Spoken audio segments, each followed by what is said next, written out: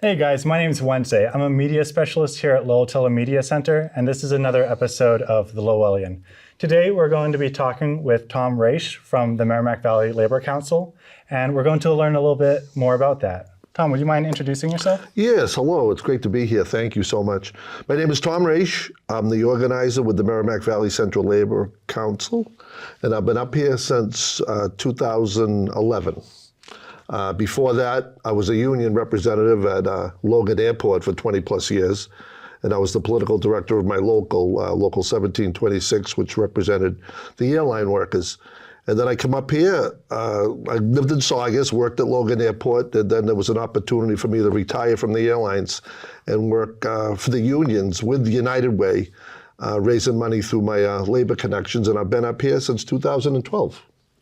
That's fantastic. Yep. And can you tell us a little bit about what the Central Labor Council is? Yeah, the Central Labor Council, it's one of 6, and our area goes from, I'd say, Dunstable all the way to Newburyport, as far south as Concord. And there's 6 of them in the Commonwealth, with the umbrella organization, the Massachusetts AFL-CIO. And the Labor Council is a group of different unions and different locals that all consolidate to work in solidarity for good union causes and labor causes. And the thing that I'm so proud of is we'll have people from the building trades, carpenters, electricians, supporting teachers and nurses. Even though the different professions, we're all union and we all want to stick in solidarity to help each other. Together, we're that much more powerful as opposed to, single locals or single unions. Now, you mentioned the AFL-CIO. Yep. Can you tell me a little bit about what that is and, Yep. and how these councils came to be? Yeah, the AFL-CIO is American Federation of Labor and the Committee of Industrial Labor. And they merged in 1947, I believe. And what it is was all these different unions, and they kind of consolidated and created a large umbrella organization. And each state has an AFL-CIO, and within that state, they have the different CLCs, the Central Labor Councils. Like I said, we're the Merrimack Valley. There's one on the North Shore. There's one on the Greater Boston. There's the Berkshire Labor Council and the Plymouth Bristol down the Cape. And we all meet probably like 3 times a year and consolidate and work together as far as different issues. Political issues, supporting candidates, that's a big thing that we all kind of stick with. But Chrissy Lynch is our first woman president of the American AFL-CIO of Massachusetts, and she's done a great job. And we just had a meeting down the Cape last month where we talked about all the different issues, and Elizabeth Warren came down to speak about all the different issues affecting labor in the next election cycle in the next calendar year. Now, I have to branch out towards that a little bit. Are there any things that you learned from that meeting about what people should be kind of looking at in terms of what could be affecting labor down the line? Yeah, one of the things, and of course we all see in the news as far as the independent contractors, the Uber drivers, and how the corporation wants to make them independent contractors, and they're trying to get legislation to pass that. And we're trying to say, no, they are your employees. So you have some sort of liability with the Uber driver. And what has happened is there's been accidents and somebody gets really hurt, but they can't go after the company because the company says, no, those are independent contractors. So they don't provide any insurance, they don't provide any health benefits for their employees because they're independent contractors. And that's a hot issue, and that's going to be on the election this November. Right, so kind of this shift into gig work and right. that whole conversation. Right. Okay, very good. And that's a hot issue because a lot of, they want to, and Amazon drivers don't work for Amazon. Like, people don't know that. I mean, but that's a different company that they've subbed out to do their delivering, and they're not Amazon employees. Now, pivoting and looking back at the Merrimack Valley, I'm curious about what separates the MVCLC. I think I forgot the first C the first time around. Yeah, I know, the Central Labor Council, but yeah. So what distinguishes the Central Labor Council from some of the other councils? Where are some of the biggest unions that are part of it? Obviously, the teachers' unions, the United Teachers of Lowell, which has over 2,500 members, they belong to the labor. And Paul Georges is the head of the teachers' union, and he's also the president of the CLC, the Central Labor Council. And so a lot in our offices with the UTL, but the Raytheon workers, IBEW 1505, they belong. The firefighters from Lawrence and Lawrence teachers belong. One of the big groups that's gotten, and will lead up to a future question, is the Nurses Association. They've been very active in our Central Labor Council, and when they were having rallies about a contract out at Anna Jake's out at Newburyport, everybody came, the teachers, the firefighters, in support of the nurses out in Newburyport at Anna Jake's. And that's, I think, the most powerful aspect of the Merrimack Valley Central Labor Council. We have all different groups that stick together and help each other as far as a cause that they really believe in, and they want to get the word out there as far as we're all sticking together, and this has to be addressed. Whether you're a firefighter, a Raytheon worker, a nurse, a teacher, we're all sticking together. It's all about solidarity. So it's this organization where people can come together and learn from each other and also advocate for each other. Right, that's the biggest thing, advocate for each other. I mean, how often do you see a teacher issue or a nurse issue and all the electricians and the painters union all come out in support of that group that's having that issue that's concerning their local. Now, you hinted at this just a moment ago. I figured this is probably a good time to dive into it, but can you speak a little bit more about some of the topics that have arisen regarding nurses and hospitals? It's a hot issue. It's such a hot issue, and it's going on right now. As a lot of people know, they see it on the newspaper, and it's in the Lowell Sun. Steward Health bought these hospitals. I think there's 34 nationwide they have, but there's 8 of them in Massachusetts. And 2 of them are in the Merrimack Valley. Haverhill, Holy Family, and Methuen, Holy Family.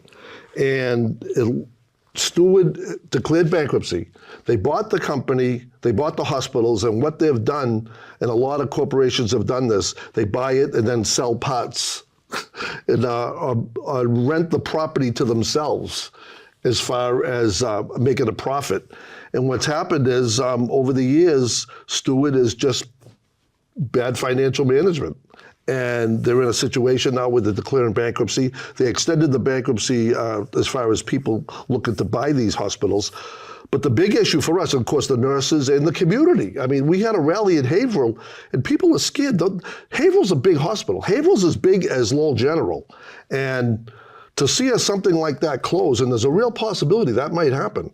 It's such a public safety issue. So we were out there, we had a rally with the nurses, the building trade guys were out there. We even had reverends and people in the community that were very upset about this. And it's an ongoing issue, and the nurses have been in the forefront, but also community leaders. I'm with this group, the Merrimack Valley Project, which incorporates labor and faith organizations. So we had all of them out there, this big rally, but we don't know what's going to happen. If nobody buys Holy Family in Haverhill or Methuen, what's going to happen in the bankruptcy? Are they going to close? And that's going to be the big issue. And obviously, the buck stops there. And we've talked to Maura Healey about it, the governor. And she has her hands filled trying to figure this out. Because there's like 8 hospitals. There's the Kearney in Boston. I think there's Brockton. And these are community hospitals. And it's just sad. And they're not in wealthy communities. They're in communities that need that type of care, that emergency care. And what's going to happen if those hospitals close? Where do the EMTs bring us? If there's a car accident, where do they bring them? Do they bring them to Newburyport from Haverhill, or do they bring them to Lawrence? So it's really a scary issue, and we've talked about it. We talked about it at the Democratic Convention. Somebody spoke to on the floor about it, and we're interested to see what happens. But the unions are all sticking together, and hopefully cooler heads prevail, and somebody comes forward to buy these hospitals, because if they don't, no one knows what's going to happen. It sounds like a lot of the work is really just drawing attention to it, so a conversation can be had and figure out a solution. Right. It's frightening. I mean, to think a hospital closing in this day and age, and I was at Haverhill and I'm driving around, I'm saying, what would a city this size not having an emergency room? You know, I mean, where would you bring the people? So that's going to be a hard issue, and the unions are all consolidating.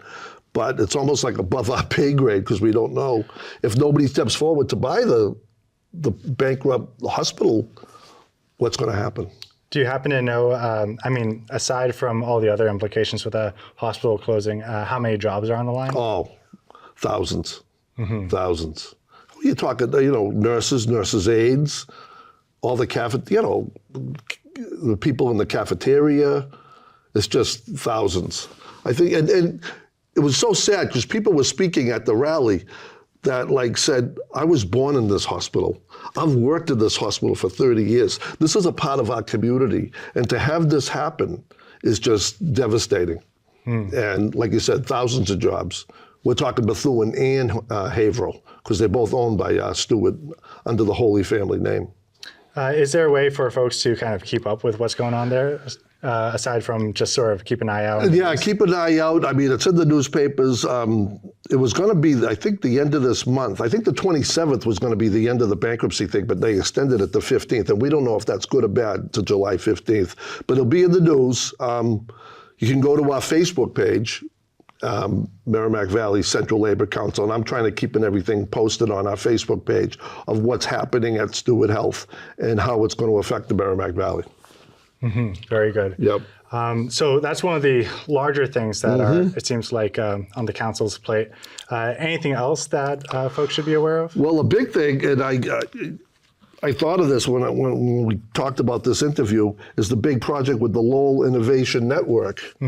That big project, and we're talking possibly $1 billion project over there on the campus of UMass Lowell.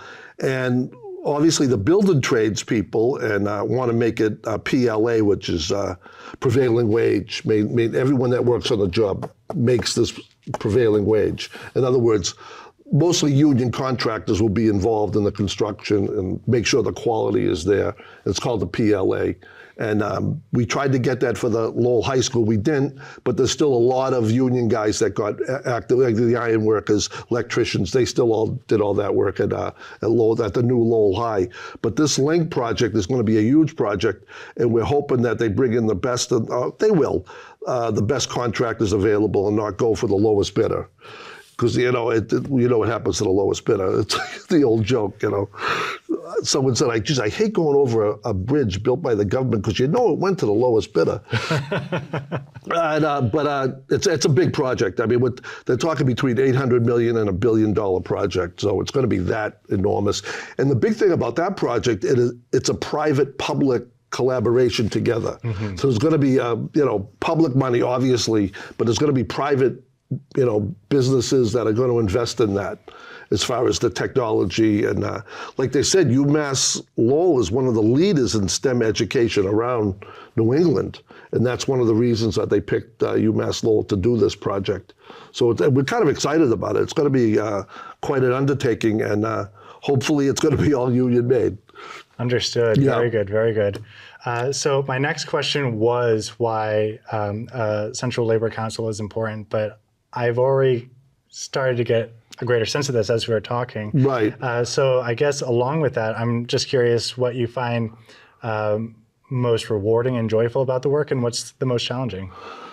The most rewarding is, and I'm seeing it firsthand. There was a rally, SEIU 509, and it was care workers. They worked at a nursing home, and they wanted to have better time off. Like, I guess their vacations were you're only allowed to have a vacation 1 week at a time. And a lot of the immigrant workers that worked at this facility wanted to go home to Africa or wherever. So 1 week wasn't, they needed the 2 weeks to do that traveling. And the administration wasn't going to budge. And we all showed up, all the different unions. And it wasn't just the SEIU 509 workers. It was the electricians. It was the building trades. It was the teachers. It was the nurses. And we all showed up to speak to this management group that was running this facility. And it was powerful. You can see it had a message that that it was just so strong to see all of us sticking together and, you know, in solidarity. I mean, I know I've used the word solidarity a lot, but it's so powerful to see different groups get together for a common good, you know, and I've seen it firsthand with the Central Labor Council. I didn't know a soul up here. I moved up here in 2012. I lived in Saugus. I worked at Logan Airport. I heard about Lowell, but I wasn't going up there. All the guys, they were too tough up there. I didn't want to mess with the Lowell guys. So I came up here and I've met some great people, and it's just getting the union history, the labor history of the city of Lowell, and how the mill workers back in the 1800s were one of the first groups that stuck together to make a change to have a say in their workplace. And it's just amazing. And I came up here, like I said, 2012, and I learned all about the Bread and Roses strike in Lawrence, and how a lot of that, we're talking over 100 years ago, and how the mill owners tried to separate the different groups because of their ethnicity, you know, because all the Italians and the Serbians, but they all stuck together for a common good. And eventually they won that strike. We're talking 1912. And up here, I see the same type of thing with all the different groups working together. And I see the mills and the history that went on with the mill workers and everybody sticking together and making change it's all about the workers. And I saw it at the airport. It's so important for the workers to have a say what goes on in their workplace. It's so important. And without a union, it's tough to do that. And I've seen it firsthand. I saw it at Logan Airport. Without a union and without a contract, you know, and I've seen bumper stickers, you know, and it's so true. A manager can make a promise, but unless it's in writing, the manager leaves, that whole promise is gone. That's why a contract's so important, because it's in writing. This is what you can do. This is what it says. This is when my lunch break is. And it's just so important in a work environment, and it allows the workers to have some sort of activity or some sort of involvement in the workplace. And I saw it at Logan Airport firsthand, you know, how, you know, if a manager wanted you to do something and say, no, contractually, I can't do that. And first of all, it's unsafe. And the manager said, all right.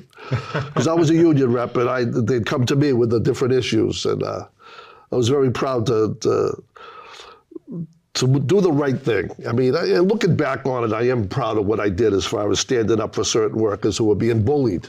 And without a union, it's hard to fight back that. Now, you mentioned union rep. I was wondering if you could go a little bit further into what a union rep or steward is. Yeah, steward, elected by the membership, which is, I think, key. So it's a democracy. And I'm not appointed. I'm elected by the membership. And I was elected 3 times at Logan Airport, where the group came on it, and they all went to the local and wrote down my name, meaning that they selected me to be their representative. And it was good and bad, because somebody will get in trouble and you have to go and defend them, you know. And but it was very powerful. There was certain things that I'm very proud of as far as sticking up for workers, or a manager who was out of place and not following the contract. And we'd take care of that. We'd move it up the ladder, and the union members would be so appreciative that they're not alone. They're not, you know, that's so key, because a lot of managers like to cozy up and, oh, no. But once the union rep goes in there with you, okay, you're not alone. We're all together. And if you do this to this guy, okay, but you're setting a precedent. And the management usually backs off once you explain to them, like, contractually what you can and can't do. But I think that's the biggest thing, because I saw it firsthand when I was with Northwest Airlines, and we were all unionized. That's how I was a union rep. But then we merged with Delta, which was non-union. And I saw a total shift in the workplace, how favoritism became more important than whether you had seniority or not. And seeing that firsthand was pretty eye-opening. And that's one of the reasons I retired. I said, this isn't going to work as far as being a union shop and not being a union shop, because there was just no rules. It was just the rules changed depending on who the manager was that day. And I saw it firsthand. Oh, Bill's on. Okay, we can't do this, or we can do this. Oh, Joe's on. Oh, yeah, he wants us to do it this way. If you have a contract, there's none of that. It's, okay, this is the way it is. And everybody knows it. And every employee gets a union book that they can look at themselves to say, okay, this is what it is. And this is what I can't do. So it's a way to create equity in a workplace. And clarity. Clarity and equity and safety. I think safety is a big thing. Go do it. Well, no, I'm not, I'm not doing that. And that happened a lot at the airport because, there'd be a crisis mode, there'd be a snowstorm, and we had to be safe. I mean, I saw some serious injuries at Logan Airport, and you had to be really safe. That's how I got involved in the union. I broke my wrist, and they made me I don't know why they did this. It was kind of like they were busting them, but they made me the safety guy because I had a cast up to here. So I went around with a clipboard and just like, okay, I wrote down safety violations. But eventually seeing those being active in the workplace safety got me active in the union. And I created my own little union partnership with management, and we'd meet every month and go over different issues or close calls that someone really seriously could have got hurt. And I'd sit with management and we'd talk about how do we prevent that, or how, these close calls is a sign that something really bad is going to happen. And I seen a lot of close calls, and I seen a lot of serious injuries. And you can imagine the building trades, what they see every day, like the iron workers or the electricians. And so safety, and that's one thing about a union. I mean, safety is paramount. And they make sure, because they don't want anyone getting hurt on the job. Every year, and I've done this probably since 2011, it's usually the last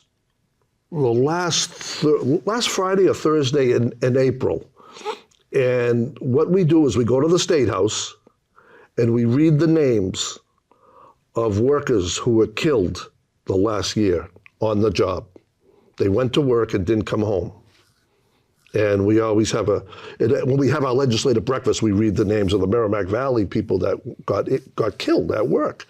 And what happens is during the course of the year, Channel 5, you'll see somebody fell off a roof or something, and you say, oh, that's awful, then it goes away. But when you put them all together and you read the names, every year it's around 70. 70 people getting killed on the job. Around there, around that number. A lot of firefighters, a lot of non-union roofers that fall, and we read the names, and I do that every year, and it's heartbreaking. Because one of the guys I know, he was in my hometown of Saugus, his picture's there every year, and I see his picture, and he got killed at Logan Airport working. And it's like, wow, it really brings it home of how they went to work that day and didn't come home. I'm so sorry to hear that. Yeah. Thinking about labor as a larger movement, do you have a sense of any speculation about where things are going now and what you would like to see down the line? I think I think the UAW was a big issue. That strike was powerful, where they stuck together. And I think it's important that the President of the United States walked the picket line. Biden walked the picket line, first time ever. I think they said 70%, they took a survey, 70% of people asked, would you join a union if it was available? And they all said yes, 70%. What happens is it's hard to make that happen when you have corporations that specialize in union avoidance. Whether it be a long-term first contract, drag that out. You have the vote to join the union, but then it takes a long time. And even leading up to the vote, the corporation does their best to confuse the workers, discourage the workers, scare the workers on, if you vote union, you're not gonna, and a lot of them get frightened and they don't follow through, or an election doesn't even happen. which happens a lot, where in the airline industry, you had to sign cards. Delta's trying to do that right now, and you have to sign a card to say that you want a union, and if you get a certain percent of the cards, that creates an election automatically. The National Labor, yeah. But the problem is, after a certain amount of period, the cards drop off, so you have to get the person to sign the card again. So it's a constant, There's the mechanics. Yeah, the mechanics of it. The corporation, the corporation or the company is kind of making it as difficult as possible. Like, you can't have people sign cards on the clock. You can't visit their house. Anything any roadblock they can put out there, they'll put out there. Right. Yeah. So it sounds like there's a lot to talk about and a lot that's happening. How can people keep up with what's happening with the Central Labor Council? Yeah, go to our Facebook. We're building up a brand new website, but go to our Facebook page, Merrimack Valley Central Labor Council, or call my cell. Call the UTL office, the United Teachers of Lowell, or you can call they'll give you my number. And you're more than welcome to come to any meetings. If you come to any meetings, you're going to see some teachers, you're going to see some Raytheon workers, you're going to see some Verizon workers, IBEW 2321, they're very active in our labor council. Obviously the nurses, the teachers, the Lawrence teachers, the Lawrence firefighters are very active in our labor council. And it's just, we're very welcoming, and it was great. We had our legislative breakfast last month, and we had it at the Greater Lawrence Technical High School. And where the kids did the breakfast, and it was really good. And Kim Driscoll, Lieutenant Governor, came, Andrea Campbell, the Attorney General, came, and a bunch of elected officials and a bunch of state reps and state senators came in support of the Labor Council. But it was very good to hear that, to see the support from our elected officials. Of course, they all come to us and they want their endorsement, and we'll endorse them. But they fill out a questionnaire, and we go through it, and we actually have an active debate. We did it last Thursday. And should we endorse this person, or they have to get 2/3? But if we endorse them, we'll send a flyer out to all our union members in that district, like in Lowell. All the union members in Lowell would get a postcard saying, we endorse whoever. Please consider them on November 4th. Well, fantastic. Thank you so much for taking some time. Thank you for having me. I'll do this anytime. I love this. We actually have a radio show at WCAP on when is it? 10 o'clock on Monday mornings. Excellent. Teacher Voice Labor Matters. So of course we touch on a lot of teacher issues, but we touch on a lot of labor issues as well. And it's fun. People call in, and I'm amazed how many people listen to it. I go, really? It's like, I heard you on the radio. I say, oh, that's great. But I love to talk about this because I really do believe in it. And just this past weekend, I went up to Maine, Newcastle, Maine, and they opened up the Francis Perkins Center. And Francis Perkins was the Secretary of Labor under FDR, Franklin Delano Roosevelt. And she came in to be the Secretary of Labor, and she told FDR, there are 4 things that I want to address before I accept this position. One of them is child labor. We forget how prevalent child labor was in the 30s. The second one was old age insurance, Social Security. The third was if you get hurt at work or you're out of work, you need some sort of unemployment insurance. These are 3 things she asked for. The 4th thing she said was universal health care. We're still trying to get that. And we see it every day about people not having the health care they should get. But it was great to be here. Thank you. Of course, my pleasure. My pleasure. Well, my name's Wednesday. I'm a media specialist here at Lowell Media Center. We've been speaking with Tom Raiche from the Merrimack Valley Central Labor Council, and this has been the Lowellian. Thank you for watching.